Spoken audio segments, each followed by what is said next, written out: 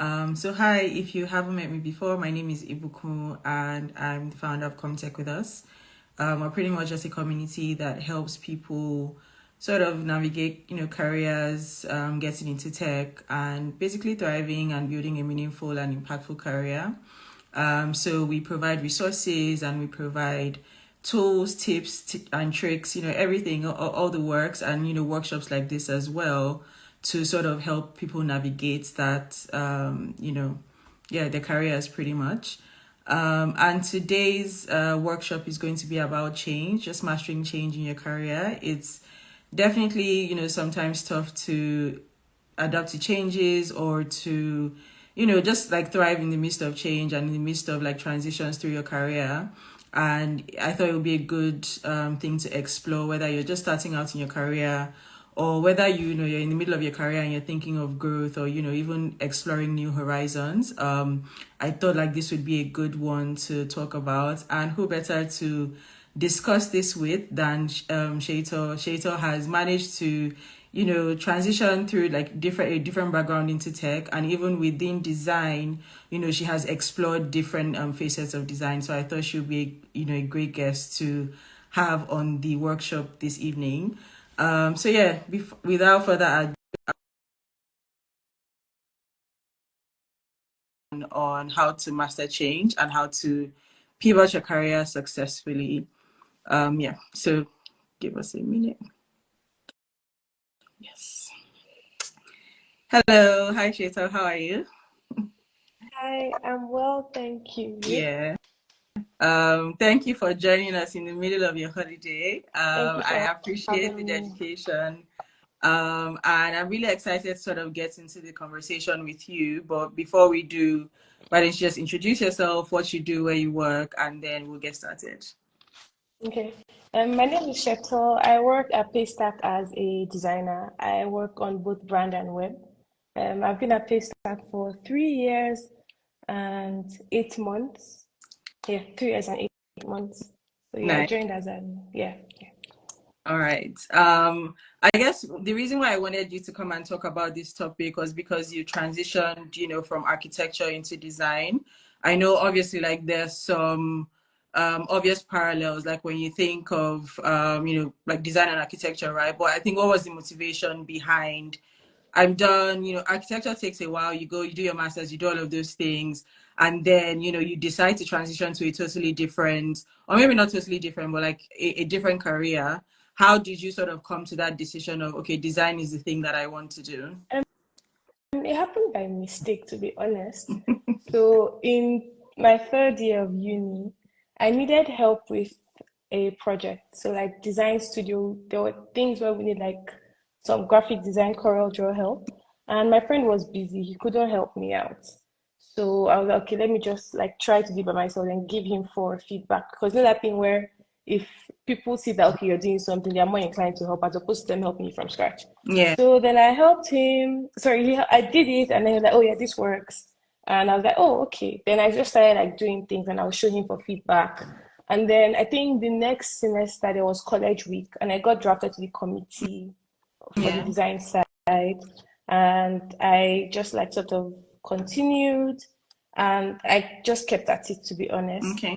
I didn't think that it was something I was going to sort of like build a career out of, to be honest, because I still went and did my master's. Yeah. And but like after my between my finishing my first degree and my master's, I took an internship at an ad agency. So I got to experience like graphic design, marketing design, a bit of motion design. And I went for my master's. I was still freelancing like when I had the time.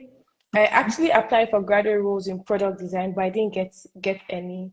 And Okay. I was like that, yeah, I don't know that I want to come back to Nigeria to come and practice architecture Architecture. because I wasn't really interested in that after my internships as an Yeah. architect. And I really like I if I was going to do architecture, I really wanted to do a PhD, but it didn't seem financially responsible to do a PhD like self-funded. Like it felt unfair on my parents. So I was like, okay, let me just like try to work Okay. instead. So that was literally how I started, to be honest. It wasn't like, oh, I want to switch. It wasn't like a Yeah. conscious like switch. It just Decision. happened and I Yeah. just like kept with it. Okay. Yeah. All right. I mean, like that makes sense because as you sort of go in your career, there are things that you know, get to explore, and then you realize, oh, maybe this is something that, you know, I should sort of be doing. And I like that it Yeah. came from a place of you just like exploring yourself, right? Because there's a lot of, I guess the way like society works traditionally, you go to school for something and then you practice that thing for the rest of your life. But with tech, you know, things have changed where Mm-hmm. you sort of are able to self, you know, learn and, you know, kind of grow Yeah. as you go along. But like, how did you gain the confidence to now start like actually looking for roles? Because I think people struggle there, right? It's like you've learned, you've Yeah. done all these things and you're learning so much on your own, but it's like, am I really good Yeah. enough to start applying and putting myself out there in the real world? I think that to some extent there was maybe I don't know if it's privilege involved or just like I don't know how it happened, but I think then there weren't as many designers. Mm. It didn't feel like there were as many designers as we had now, or that was just my sentiment. So then I was much more confident and bullish on like growth and practicing. So I would do work and I'll post it. Okay. And then I posted it, this was like 2017, posted my work, and then I'll never forget Gabriel Esu texted me, I think to give feedback or something. Yeah. He's literally like one of, when I talk about my career, he's probably the one person I can never miss out, to be honest, because he Yeah. has helped me so much. So he texted me, he gave me feedback on my work, and then I will do work and I will share with him and Yeah. he'll give feedback. And then he at the ad agency then he was like, oh, that there's an opening for a graphic design intern. Will I be interested in it? Yeah. Yeah, why not? Like, and then another thing was privilege. So because although my parents were or are like, if you enjoy doing something, just do it. So don't Just worry want to, about yeah, like money. salary or anything. So like because I knew that like transportation was covered, feeding was Yeah. covered, I just had to go there to learn. That really Hmm. helped me to be honest, because like I don't know that my salary was a lot to cover like coming from where I Yeah. was. My parents would like it's either a driver Support you. drops me or like I Yeah. would get like transport or like somebody will pick me up. So I didn't have to worry about that. Yeah. So I after that I while at my masters, my friends that sort of guided me when I was starting undergrad would refer me for freelance Okay. gigs. So that was how I kept on. And then when I moved back to Nigeria, before I moved back to Nigeria, I sort of like started hearing about Paystack. Yeah. Spoke to a friend that worked there, Neddy Susan, and she was like that, oh, that I should speak to Ope Father Mary, that he's really friendly. So I Hmm. literally sent him an email that, hey, I'd like to work at Paystack. But then I was, and he was like, oh yeah, when you come back to Lagos, let's talk. Yeah. But between coming to Lagos, there was an opening for a graphic design role, Hmm. and I applied, but I didn't get in because I was really junior, like Yeah. self-taught and Hmm. everything. So they're like, oh, they can't hire me now, but like when they are able to support a junior graphic designer, they would hire me. Yeah. But I didn't really use that one to plan because like what if they don't Yeah. call me? So came home, started NYC, and then started looking for jobs. And then I told Gabriel that I'm home. If you have work for me, please tell me. And I was like, oh, I know someone that is looking for a product designer. Yeah. And I had done like a bit of product design, and because I had a lot of free time, I had learned like product design, I had been practicing. Yeah. Looking for a product designer that you want to join. I literally did not really interview. He was like that. He was like, I'm referring, you don't need to interview, just show up. And Yeah. then I literally Yeah. showed up Yeah. and I started working there. Yeah. Right. And but then I was working there and I don't know if people have experienced that thing where like for smaller Mhm. companies, Yeah. if you're a designer that has experience in other parts, you Do tend to be the whole design that. Yeah. department. So Yeah. I was the whole Yeah. design department and I was junior, like I said before. And I was like people like that, oh yeah, that's where you grow fast. I was like, this isn't like how I grow. I know the way I grow and the way I learn. Like this cannot work for me. So I Mm. was interviewing in other places. So while I was interviewing other places, on my way home from work one day, Okwe called and is like, oh, we're ready for you. When do you want to start? That's from Nice. Paystack. Yeah. So like, yeah, I can. Obviously, I couldn't start like Immediately. immediately because Yeah. like release clause, not release clause, what's that thing called? Yeah. Notice Like notice period. period. Yes, Yeah. notice period. No release clause. So he was like, oh yeah, don't worry. Like if they need you to pay, we'll pay for it and everything. Okay. And following day, I spoke to Gabriel again that like I know that you're the one that recommended for this role, but I'm going to leave because I feel like growing, like I'm better off growing in a team, even though Yeah. it's not product design anymore.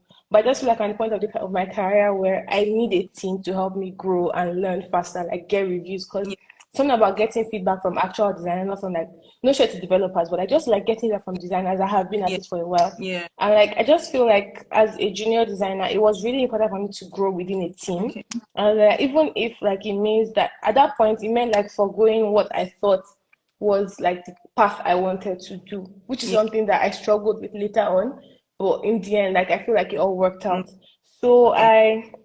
I quit there after speaking to Gabriel. I was like, yeah, like I understand how you feel. Thank you for telling me, but like you have to look out for yourself. Like these Yeah. companies eventually would look out for themselves. Like look out for yourself as well. I was like, yeah, like I'm really proud of you. You've grown well. Just like Yeah. go and start. So I was like, yeah, I sent my resignation letter. I think Okwe spoke to them there, and then I started at Paystack in February of 2020. Okay. So Yeah. yeah, I Yeah. I think mean, that was how I got there. yeah. I mean, I like, sort of your journey of going from like, learning, recognizing what you need to grow, because obviously you get thrown, especially in tech, like you might get to a small company, you might get to a big company, but it's sort of seeing if you can create that environment for yourself to grow. And if you can't do that within the company that you're working in, then definitely, you should be looking at other opportunities. Mm-hmm. But I also like how your network, like putting your work out there in the first place. That's something that, people tend to not want to do. But again, it's sort of how you get validation or how you even get correction in a way that you can grow.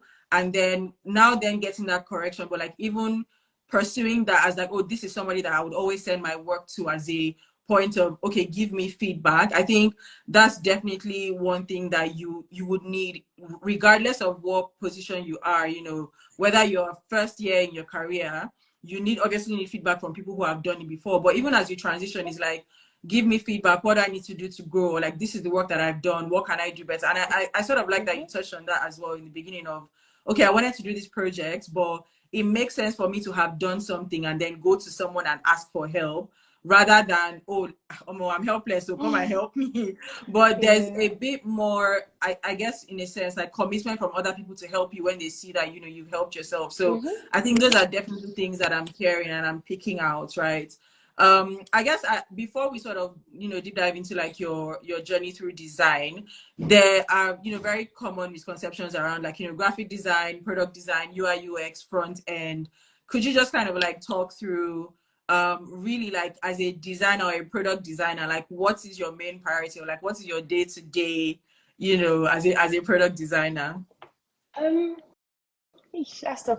Okay, so I joke with my colleagues that I'm any work at this point because of my journey and like the way from what you've heard, I can do anything. Yeah. Like I'm not. I think it's a flex, also a curse. But like I'm a generalist, so like you can throw me anywhere and I will Yeah. thrive.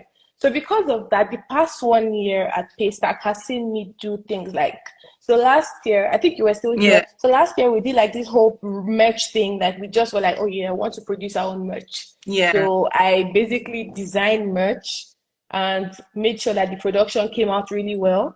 Mm-hmm. And then we sold it to Stacks. Like Yeah. the thing was a whole, like it was I like still have literally my stuff as well. yeah, it was like an internal project, but like we made, like, I think we crossed like 5M Mm-hmm. in revenue just from selling Are it you to serious? like people. Yeah, like it was so wild because it was just like a random that one and like, let's try like, Try. so like that's one thing I've done. Like that's like physical production, apparel design. Like that's one thing that I've done. And obviously we had to like do research to Yeah. get feedback from Stacks on previous merch to influence what we're going to produce. Yeah. So that's one thing. Another thing that I have done is like, so we saw that there was a need in the team because as we get bigger, there's like a lot of pressure on the growth design team. Yeah. So we're like, oh, so we identified things that are repetitive requests, like maybe there's a webinar every other week, Yeah. and the team just keeps on coming that, oh yeah, they want to produce a flyer for the webinar. I'm like, okay, so what does it look like for us to create a Canva for Paystack? So I led a team of interns, of teacher stacks, junior designers and developers to design. I was a product manager on that project. Yeah. I basically created Canva for Paystack. So we designed templates, created like an entry format where people can like, okay, if there's a webinar, you just like put in the Yeah. date, the topic, time, and you just download your assets for Instagram, for blog, and for like Instagram stories. So that's one thing that I've worked on as a product manager. I've done web design, or rather, I do web design now. So a couple of like our web project microsites, I've worked on those. When I first joined Paystack, I worked on like social media assets. So for like commerce launch, worked on assets for that and a bunch of other things. I work on physical production, our OG. I don't know if we still use, I think we still use that now, but like when we first launched our physical terminals, we had like packaging for that. I worked on packaging for our merch, work on social media assets. I think that's just like a wide range of things that I have done. I've been doing at Paystack. Obviously, they require a lot of skills, like web design involved, a bit of product management, a bit of project management, because like the merch project took a whole year. Like that thing was after my life. There's project management, there was production design, there's production management, there's graphic design, there's web design, there's motion design, which is the bane of my existence. But like it's something that, so they're just like skills that I've picked up along the way. Just like I guess that's one of the things where like I didn't really start out as having it's a good and a bad thing, because when I got frustrated, I just started out having, oh yeah, I want to be a product designer, I wanted to be a UI designer. I just wanted to like, I just came like, okay, I enjoy this thing. They're like, okay, I'll try UI design. If I don't like it, like there's literally nobody that is pushing me to say you must stay there. If I don't like it, I can always just get up and do something else. Like that's one of the best things that have helped. There's literally no pressure from like, there's really no pressure. I think the pressure is only coming from me, because my parents are like, whatever you want to do, just do it. And I feel like that environment just really helps me to just do whatever I wanted to do as much as possible. All right. I love that. But I guess like in your switching from one thing to the other, or like exploring one thing to the other, like obviously these are not just things that like someone will just see you and just say, this person doesn't know anything, but let me give them the work. But like, you have to be showing signs of okay, she's probably interested in this, or she's probably already working on this. How have you sort of like managed your learning? Like what inspires your learning, and then how do you quickly ramp up if you're giving like a project like go and produce merch for all of Paystack, knowing that everyone has high standards, right? So like how do you sort of manage that, like learning, knowing what to learn? How do you find, resources that you use, and then how do you sort of then launch, and just go and do the thing? So I'm a very I hate video tutorials. Like I'm not the kind of person that will go and just start watching a YouTube video to learn something, which is not a great thing. But like I will not wake up and just be like, okay, I'm going to watch this YouTube video to learn how to think, if I don't see a purpose for it immediately. So that's not a great thing. But I think that your question about how I've been able to learn, I think at the beginning of my career, right, I was really like, there was ginger. I was like, shit, I need to learn this thing. So like you see me at night buying data, doing all these things. So I think that at the beginning I was really, really interested. So I was reading everything I could read. I was practicing. I think one way I've really learned is just by like showing and trying. So if I see something I really like, I would replicate it and then get feedback. That's something that really helps. So like if by the first I replicate, I don't know how to do a particular thing, I'll then go and watch a video to learn it. But then if there's particular things that I'm like, oh my God, this skill I really need to learn, I would actually like go and like find a like tutorial or like a lesson or like a course for it. And then another thing is like I like textbooks. So like if there's like a concept that I'm struggling with, there's always like textbooks to refer to, aside from like you read like a Medium article and then you follow up with a textbook. That always really helps me. So that there's obviously the structured learning like LinkedIn Learning, with like Udemy. Paystack has a Udemy subscription, so I've taken a bunch of courses on there. Then we did like a School of Motion thing. Like they paid for School of Motion for us, so like I did that as well. I guess like also when I see that I think I'm a very self-aware person. If I see that there's a skill I'm struggling with, I would go and find all the material I can consume on that subject until like I feel like I'm comfortable with it. Another thing is just I feel like obviously gathering all these skills is pretty useless if you don't find where to apply it. So I'm not shy to like volunteer for tasks, even if I'm not completely sure about how to do it. Yeah. So if there's a task that like they're like, oh yeah, we need someone to work on this, I would volunteer and then go and figure out how to do it later. Not a good thing. Not a good thing, because Don't worry, I sometimes know I it will goes. now like be fighting with the deadline, or I'm up all night trying to figure it out, and then like, okay, Yeah. yeah, let me just ask Kaz or someone like for a huddle so we can figure it out together. But I think that's another thing. And then the third thing is like Paystack itself Mhm. has been the environment that helps that. So like it's just as simple as, okay, during a one-on-one, I'm like telling my manager that I'm interested in this. And Tell me why next week. They'll be yeah, like, okay, Sheto, you'll have be this one taking for this you. task. And I'm like, we're just gisting between us. You don't have to put me out like that. But that has been something that has really helped. Just Yeah, like them pushing me into like the environment to yeah, to actually actually apply put the in skills that practice. I'm really interested Yeah, in. Because once again, like there's a difference between you just like watching courses and learning, and then getting a chance to apply the courses into things that would now come to life. yeah. So I think that those are the ways that have helped me. And then there's like all these like I think it's a plugin or something, but there's this plugin um on Chrome, Musli, that just shows like design inspiration every day. So like that's always really fun, because if you something really interesting, just click on it and read an Yeah, article. And then I have friends that I'm like, you see anything interesting in design, send it just to me. And yeah. like so they're always sending that, so I get to read. And then we have on Slack, we have a fun design channel Mm-hmm. where people share like really interesting like design content Yeah. with us. So like that those are the ways that I have really been learning. I've been learning things. Yeah, so Okay. those are the ways that I've tried to like just keep learning and improving. Yeah, I love that. I think the things you said are so important, and I like what you said about sort of having that relationship with your manager.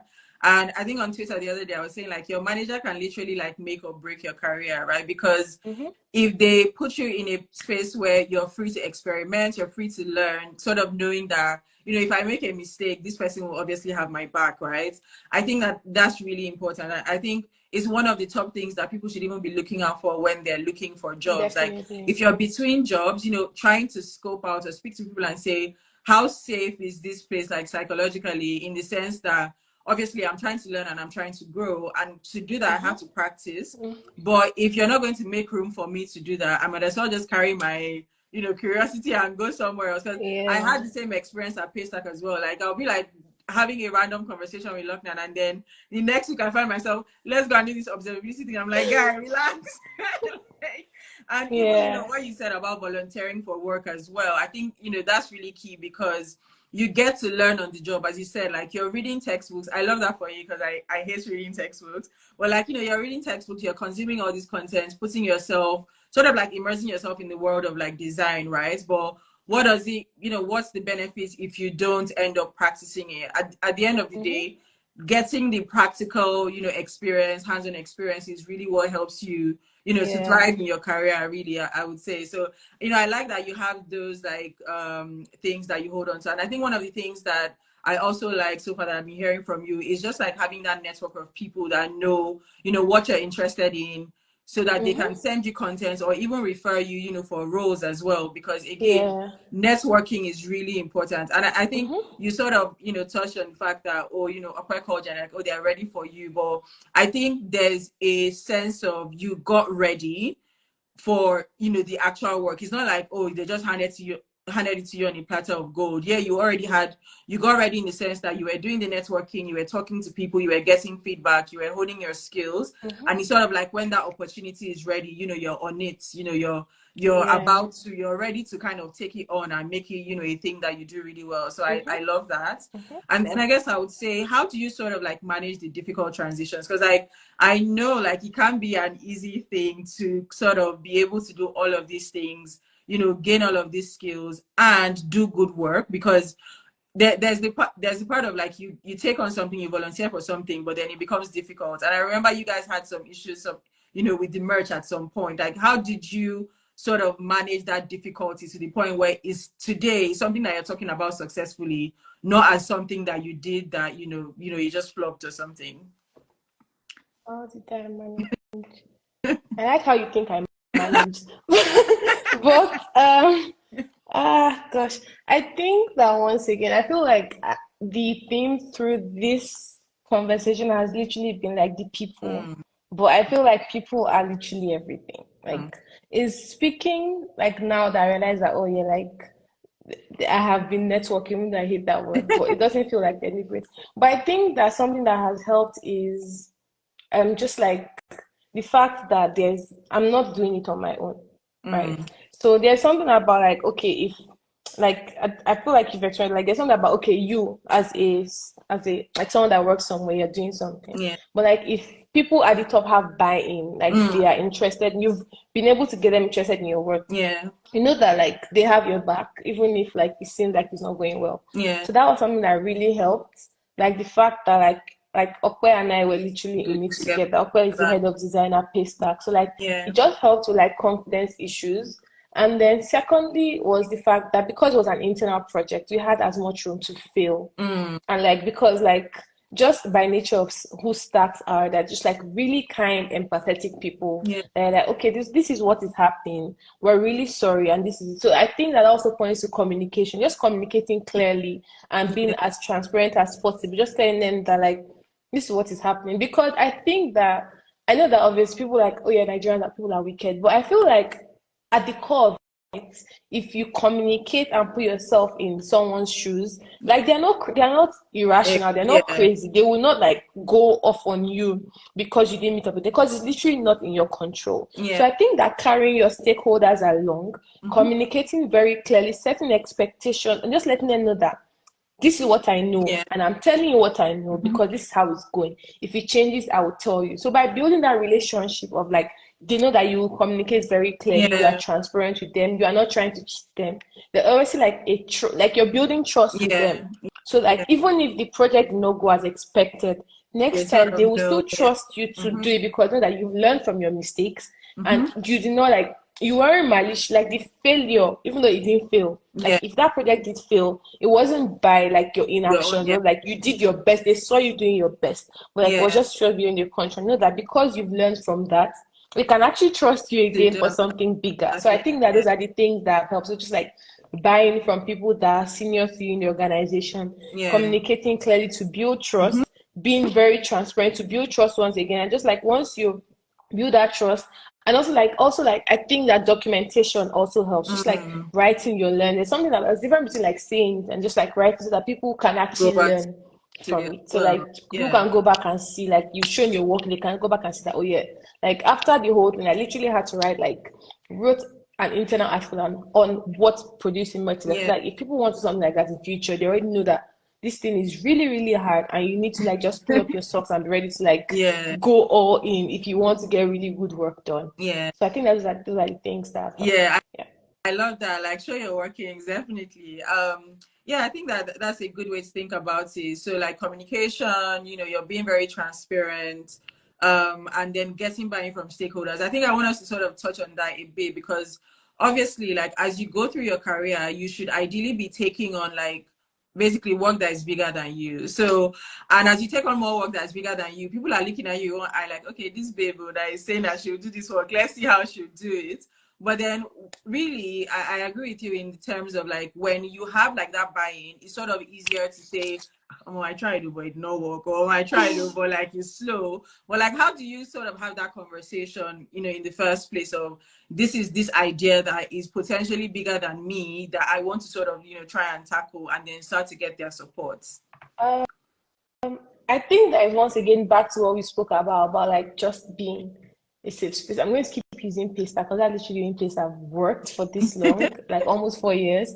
But I think that at least for my team, it feels like we're all friends, right? And Yeah. like we all are very curious people with very diverse interests that we're always like excited to try new things. Yeah. So that just gives room for us to like so most times our one-on-ones, like conversations with managers, basically become like you gisting with your friend. Like one of Mm. my one-on-ones was me asking, because my manager is Indian, she lives in UAE. Like, oh yeah, Taro, I'll like try my hands at making Indian food.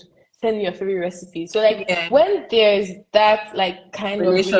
relationship, Yeah. it sort of gives you room to be like, okay, I want to try to do this. Mm. And like what do you think? Do you think something that can fly? And if it cannot fly, they'll tell you that, yeah, like your idea is really good, but this quarter we're focused on profit. So like we Yeah. don't really have time for this fundraiser that will sidetrack us.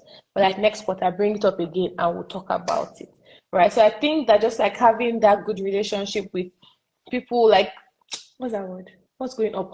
Vertically, yes, vertically, and then horizontally as well, because obviously you can't do things Yeah. on your own. Like if your manager says you should do it and the people on your team hate you, Yeah. you can't get You work get done. to support. So I Yeah. think that just like trying to, obviously I know people say that, oh yeah, you don't, I have to be friends with your colleagues. Yeah, you don't have to friend your colleagues, but like there's level But of it should politeness and be. care that Yeah. like you can build a relationship, like even if it doesn't extend to outside the office, can definitely be a relationship that when you want to work on the project, they're interested in working on the project with you.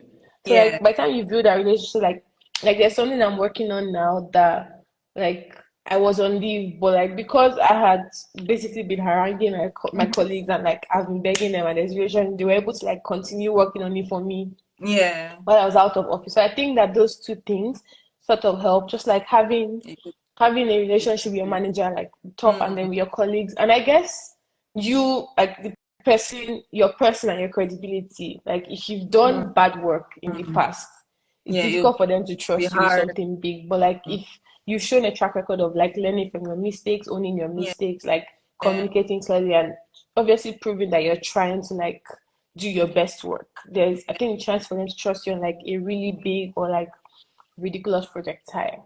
Okay. Oh, that's good to hear. And I think I like the relationship part, right? Because again, it doesn't have to be outside of work. Nobody's asking you to be really chummy, but it's just sort of Mm-hmm. building that, ground where when you want to experiment, like the person is actually willing to have that conversation with you. And, especially when you've Yeah. identified that it's a place where you can Mm-hmm. actually do those types of things and you've seen Mm-hmm. other people succeed at it.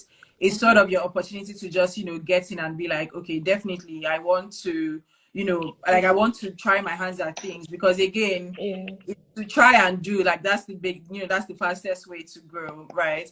I wanted to like sort of take us back a bit to your architecture background. Like, how do you think that has sort of helped you, and how do you think of it in terms of like skills transferability as well? Because I know like some people would be on this live and they'll be like, oh, okay, I have this, I went to school for this, and I want to try and do this, or I want to get into tech.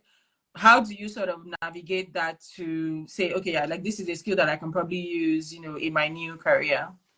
Okay, so I think that first of all, the design process, no matter what the industry is almost one. There's the whole Mm, like empathize, define, ideate, deliver, and test thing, which like obviously you've carried that mentality from architecture yeah. and then you've put it in.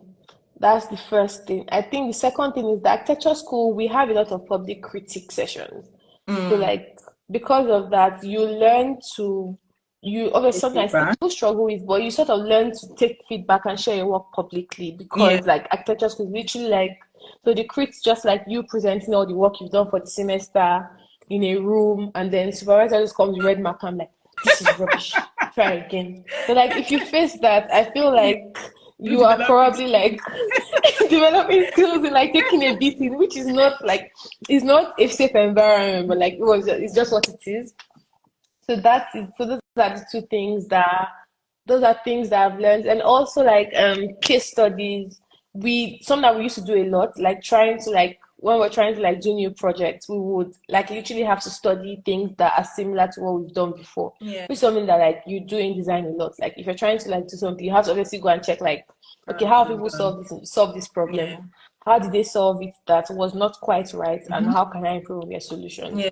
Right. So that's another thing that you really learn from. Another thing is like I think even though we don't really have that architecture, it's like rapid testing, right? Mm. So architecture, you really don't have the luxury of like if we build it out and it does not work, we'll Yeah. demolish it. They'll carry you with police because you have wasted money. So you literally have to be like, okay, we've Can built I it, test so this? what do we do? Okay, do we like do a model? Do we do like a Yeah. 3D? Do we do like a an analysis to see how it works? So like obviously carrying that to design, like, okay, we've done like I guess that for me just start as early as trying to get feedback from when it's like a very low fidelity design, something that I've Yeah. really carried with me, just like trying to pull that as well. And then architecture school is really big on like studio culture. So studio culture is you literally working in public, working with your peers or like people above you, are like just like trying to like learn with them and watch how what they're doing. And it's something that obviously remote work has sort of ruined that for me. But it's literally like you trying to work with people and trying to see how they work and learn. I think that has Yeah. influenced my learning style as just like because I basically learn as I see. But I need to see you doing it and see how you're doing so I can like learn it as Learning. opposed to me just watching a tutorial and just like holding that in me. Yeah. So that's another thing that has like I've really carried from my teacher, just like studio culture. Then another thing I've carried from architecture school is probably my master's is just like having diverse interests. Like you are a whole other person apart from your career as a designer or as a tech person. Like Yeah. it's fine to have interest in like philosophy, in like fashion, like music, in like movies. Like I feel like those actually like subconsciously contribute in you developing taste and becoming a better person and a designer. Like because you experience other side, like you become like more empathetic, seeing how other people go through life. So that Yeah. really like that really helps. And Yeah. then another thing is just like I guess in architecture school when you get a brief, one thing you do is try to like scope out the environment, see what your constraints are. Yeah. Design as well, that's something that happens because like okay, you have to like maybe work on something and then the situation that you have is that the printers can only print in black and white. They can't print in colored. How do you work around that constraint? So there's some things that I have really picked up from architecture school and I think I have applied in my career so far. Yeah, I love that. I love that it's a mix of like hard and soft skills, right? So there are things that, the design process that you mentioned, like that's something that, okay, this is a feature of the role that you're working in. But you're saying things like, getting feedback, studio culture, like those things are the softer side of, things that like, it's like, okay, because I mean, I can imagine that if I was a person who was very like, averse to feedback and maybe that would have broken me, but you're seeing it as something that, oh, okay, this is something I've literally practiced before. Of course I can do it. Like what's just you, man, my manager giving me feedback? Like that's nothing compared to, where I'm coming from. And I really like that because I think sometimes it's sort of difficult to think of, I've worked so much or I've spent so much time investing in this other career or investing in this other education. How do I sort of make sure that that time, doesn't go to waste? And I was watching something one day and like one babe she was trying to get like a real estate job and she was like, I've been in pageants before, I can sell myself, so I can literally sell any building. And I'm like, actually, you know what, like that's really good because you just take something that's so like abstract and like a really soft skill, but you look at how do I apply it to my job. And I imagine that, having that practice for like 4, 5, 6 years, through your BSc and your masters is, gave you enough ground to sort of, and I think that, probably contributed to even in the early stage of your career, being able to say, oh, Gabriel is giving me this feedback and I'm going to be really open to the feedback because not everyone responds to feedback in that way. But because you had honed that skill is something that, helped you in that early stage. And then, even now you're able to still, take feedback, obviously, as you're saying, like you're working with your team, you're working with your manager. And what is fueling that process is them seeing that you can take feedback, you can learn from your mistakes, and you can carry on from there. So I really love that it's not just, oh, like architecture. Of course, when I think about architecture, it makes sense to me that, okay, if you've been like designing stuff and having all of your blueprints and whatever, like it makes sense that you would be able to do design. But I love that you're even highlighting those soft skill parts of it because that's also very key. So yeah, your time, your knowledge is not wasted, your experience is No, not it's wasted. not. It's literally relevant for the next thing that you want to do. So yeah, Yeah. don't be discouraged in that way. I guess I often hear like from the design world, right? Like people saying, or like if you're going to get into design, you need to build a portfolio. I want us to sort of like I guess towards this end, just talk to people who are interested in like design as a career. Like, where should I start from? What is my portfolio? What should I be doing to get into design? Yeah. I'm laughing because I don't have a portfolio. So I think that is a thing that once designers like sort of start work and they're comfortable in their jobs, they just like sort of. So I probably went down. I never bothered to put it back up, but I'm working on it again because my manager has been on my neck for time. So I think that your portfolio should be as personal as possible. It Mm, needs to show you your personality, like what I said before about like having diverse interests. think that it's very okay for your diverse interests to show in your portfolio, right? The Yeah. next thing is that, so like if, for example, my portfolio that I'm trying to build now has a section of what I'm currently reading because I'm obsessed with, maybe not obsessed, but I really enjoy reading African fiction. So I'm literally going to have a section that says like, and I'm going to try to update it. Yes, I had a portfolio before. That's how I got my job. I'm going to try to update it like as often as possible. I've seen portfolios that show like what the person is currently listening to. Simple that show what the person currently is in the world. That's one thing. Second thing is that you should tell it like the work that you're doing, you should tell a story. I There's a trend that portfolios seem to follow that people just like there's literally a term that people supposedly seem to follow, but I think that it's important for you to step back and see like what was the most important thing in this project that I completed, like Yeah. how, like if somebody had just a minute to look through this project or 30 seconds, what do I want them to see first that will grab their attention and push them to read more? I Yeah. guess that's something that is very important. Just like make sure that your stories are as compelling as possible, not just following a template. It's really, really important to just like show that. It's very important to show like the part that you play because everything is a team sport. So I don't know that is a bad thing for you to show that like you were the designer and the other people on the team. I don't know Yeah. that that's a bad thing. I feel like it's a good sign that obviously you're a team player. I Yeah. don't know, like to say these things when I see these, but like something about actually showing it, Yeah. right? I think that's important for your portfolio to show the kind of work that you like to do. Like, I don't know that your portfolio should have all the work you've ever done. I think that you should actually like tailor it to one thing that you want to do. Like, do you get like it's like literally just like, okay, I want to work in fintech. How do I like tailor it to that Taylor. kind of thing? Yeah. Right. And then another thing is that if you're just starting out and you've not worked on live projects yet, I think that it's absolutely okay to band with a group of your friends that are equally juniors to like build something out so that you have like something that is live to show, Yeah. right? And I think that it's also important for you to like apart from like putting like actual work that you've worked on, I think that if it's important to like write and like show that you've been learning. So like if you've been writing articles, you can definitely link to them that okay, even if like you read a book and you want to summarize what you've learned from it, I feel like it's a good sign of you Yeah. just showing that okay, you've actually like learned on it, like you've Yeah. learned and you've seen like what you've worked on. Yeah. I think that those are so far in like putting together my portfolio, those are some things that I've actually learned, right? Just like showing your work because literally most of the time you're actually not there So, for you to present your work, so you yeah. need to communicate as clearly as possible like what you've Yeah. done, Yeah. right? ChatGPT is there to help now, but there's a you people will always, I don't know whether it's a people thing, but like you can always tell when somebody has used AI to construct sentences and things. Yeah. It's important for you to like take your time to make sure that it actually Personal. reflects how you speak. Yeah. Your language is very personal to you. You don't have to like do it the way everybody else has done it. And I think that there's also this obsession, me included, with like making sure your portfolio is like as perfect as possible, like on a fancy self-hosted site, on this one's on that one. But I also think that it's okay to start as lean as possible.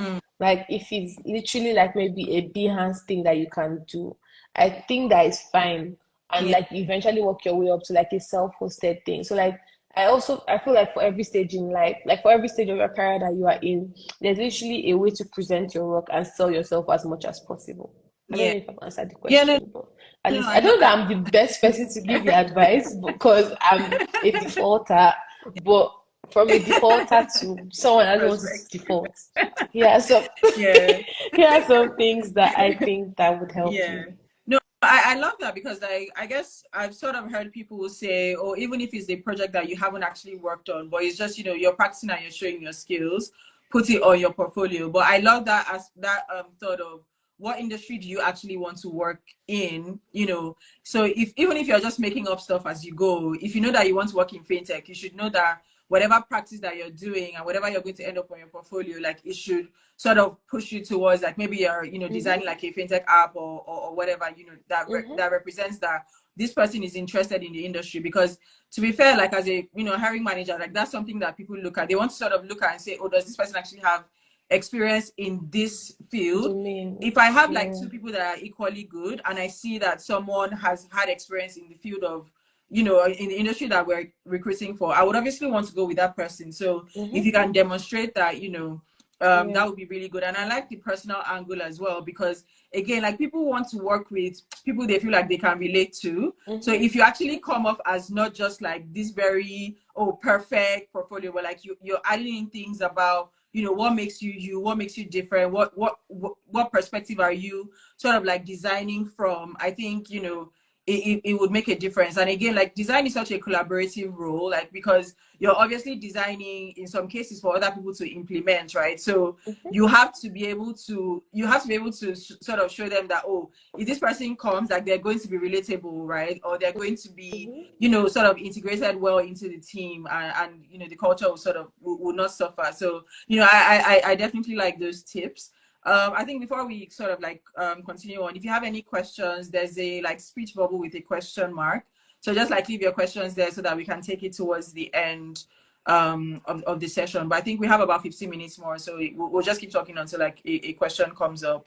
I guess, like, in terms of like design content and like design learning, like, what resources would you point people to say, okay, like, this is my top place to go, or this is someone that I follow who, you know, inspires? I know you mentioned like a Chrome extension. I think that that's really cool. But like, are there other places that you go to like get your inspiration from? I think that it depends on what stage of your career you're at and what your focus, like what you're focused on learning is at that point in time. Because I feel like you can be focused on like getting better at software. You can be focused on like becoming a better person, like managing teams, or like if you're preparing to shift from being an independent contributor to a man to go to the manager track. Yeah. It can be that, oh, you're trying to like learn the fundamentals. So I think that the first step is you trying to figure out what exactly you're trying to learn. So like, are you trying to learn about like the fundamentals of design? Are you trying to learn about a field of design? Are you trying to learn about a design tool? Are you trying to learn about the soft skill aspect of it? So I think that once you've narrowed that down, you can now begin to figure out like how exactly you want to like move. I know that Dribble had this really cool design systems course. So like Dribble does have, if you're trying to learn like motion, there's School of Motion that has like really cool like extremely intensive motion courses. It literally felt like I was back in uni. Wow. Udemy also has some great courses try on like soft skill, like if you're trying to transfer from being like trying to become like a student project management, you're trying to become a people manager, you can definitely learn like about that from Udemy. I think that LinkedIn Learning also has, I think that I learned my first UX fundamental thing was from Udemy, from LinkedIn Learning. I don't know if that's what it's still called. I think it was Linda at that time. Yeah. So it was from LinkedIn Learning. Yeah, so that was from LinkedIn Learning. I think that articles are also really good. So like if you have like a Medium account, you can also subscribe to like companies that you think are doing great work and you like to learn about their design things. There's Envision. There is, because the names are not coming to my head right now, but like there's a bunch of them that if you're really curious, you literally just keep finding them and you subscribe to them. Yeah. Right. There's this one that sends like UX takedowns and UX tidbits to my inbox regularly. So that's another place that you can get like design knowledge from. You can also follow people. There was a time that like a couple of years ago, I was following designer babe and she had like a lot of information like fundamental. I think her content has shifted slightly, but if you go to her earlier content, you definitely find like a lot of information about like design fundamentals from there and like books that you can read. If you're trying to like read books, there's like really, really good books by OGs. There's like the design of everyday things. That's like one book about UX design that everybody will tell you to read. There's Massimo Vignelli Canon. There's this brand design book that is not coming to my head, but like there's one by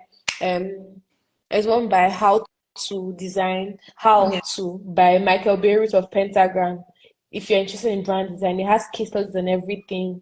It's a really great book on grids that is good for like, so if you're trying to learn about like the fundamentals, you now have to go deep into like the books for those different things. You're trying to learn about grids, there's a book on grid systems. forgotten who it's by, but there's a book on grid system. There's a book on like brand design, Yeah. literally like a textbook on brand design. Forgotten the name once again because like I have them, Yeah. but they're not coming. I Yeah, know what don't they look worry. like, You know what but I'm they're not going to coming to mind. do? You know what I'm going to do? After this, just send me a list and I'll share with, the community Yeah, of okay, like, these are I all can of definitely do that. Shaitan's, yeah, these are Shaitan's resources. We have a question, and the person says, on the topic of portfolio and specifically case studies, do you have any recommendations on how to document project processes to help make the case study writing easier? So like basically, how do you document project processes when you're doing like case study? Oh my God. Let me see. I know that I started like taking notes about it.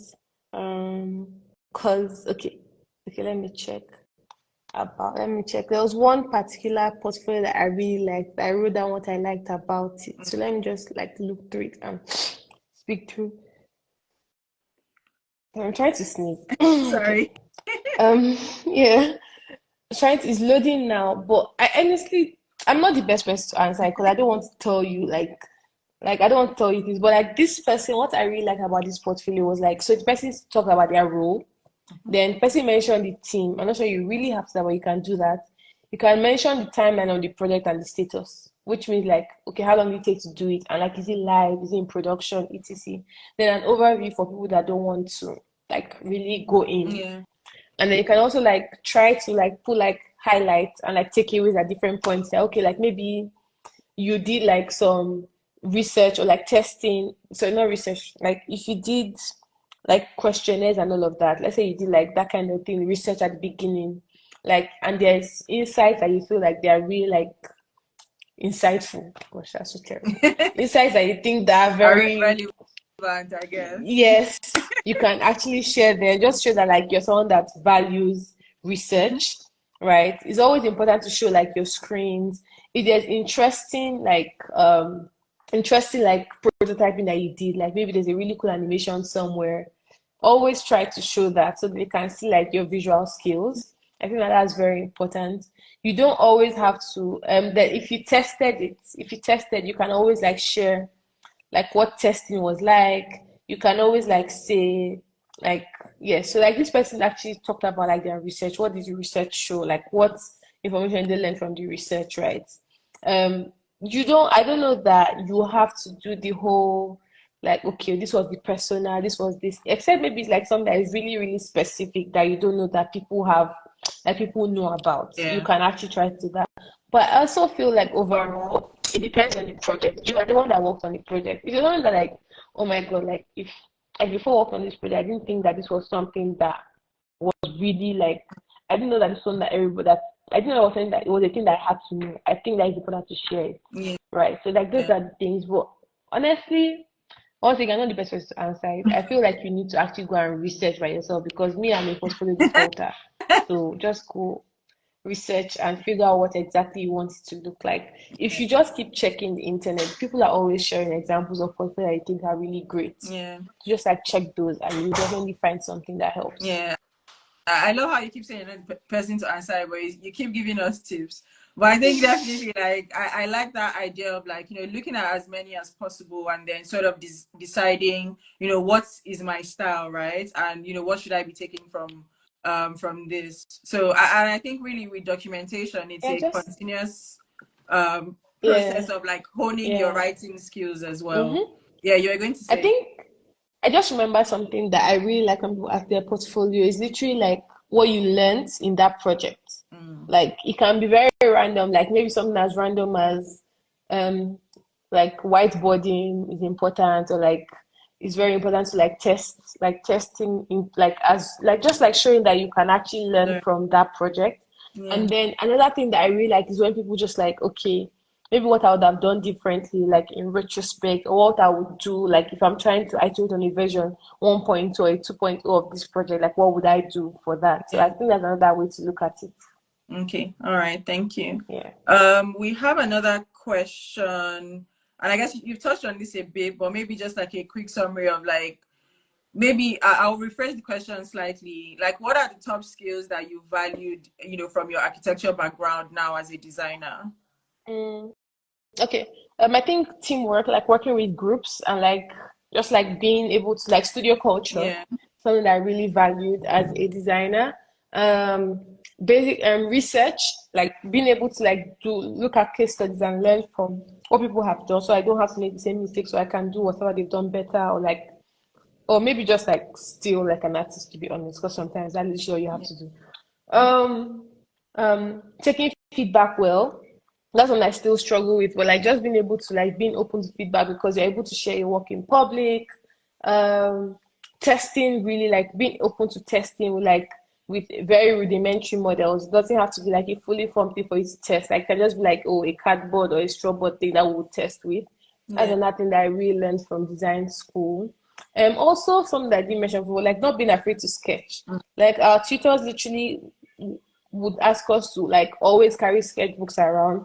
It's something that I feel like designers sometimes fall into that trap. But like people just want to go straight to computers and just start drawing yeah, straight up. But I think that it's always nice to take some time to just like sketch out whatever you are doing and just try to see if it actually works before you try to, because there's something that just happens like once you started doing your work and it looks like really pretty, you become a bit tied to that yeah, direction, yeah, and then your mind becomes closed off to ways that you could do things different. So that's some things that I think that design school really help yeah. me to learn. All right, that's good. We actually have a last minute question, so let's just quickly take that.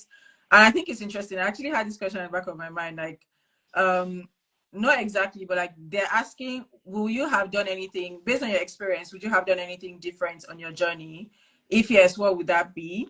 And I think my extension of that question is, what's next for you? Like, you're very interested in so many different faces. So, like, have you already envisioned like what you want to do next, and what it is, and how are you sort of preparing for that?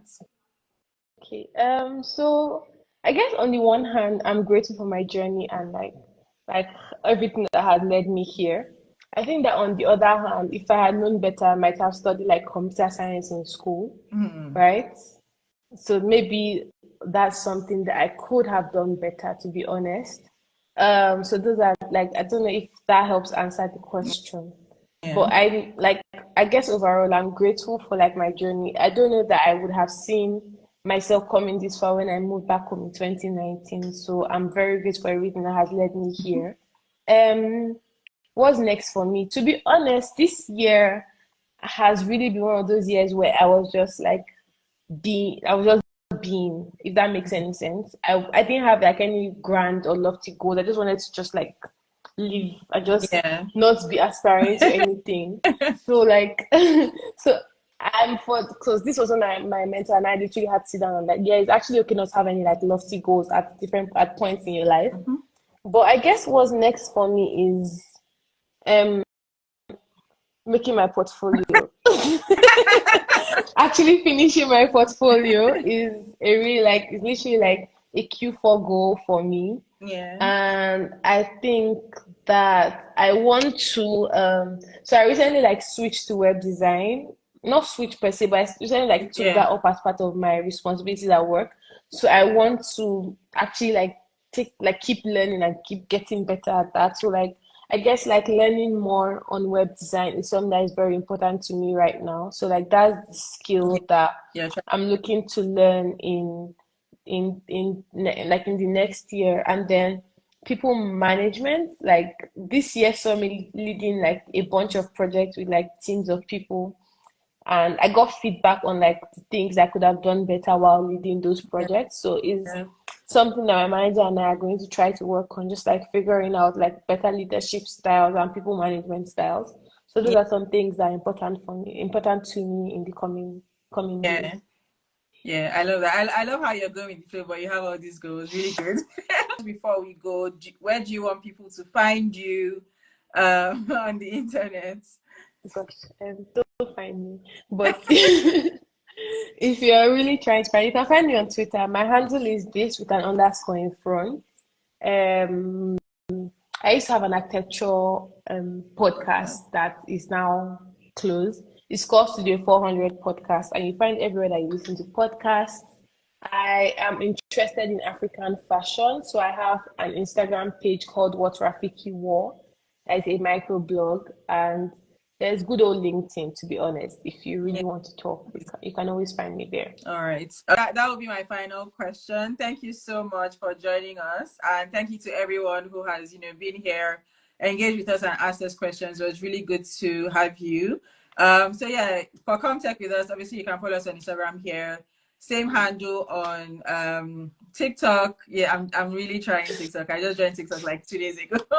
But yeah, same handle on TikTok, and you can also find us on LinkedIn. Contact with us as well. So anywhere you search contact with us, you'll probably find us.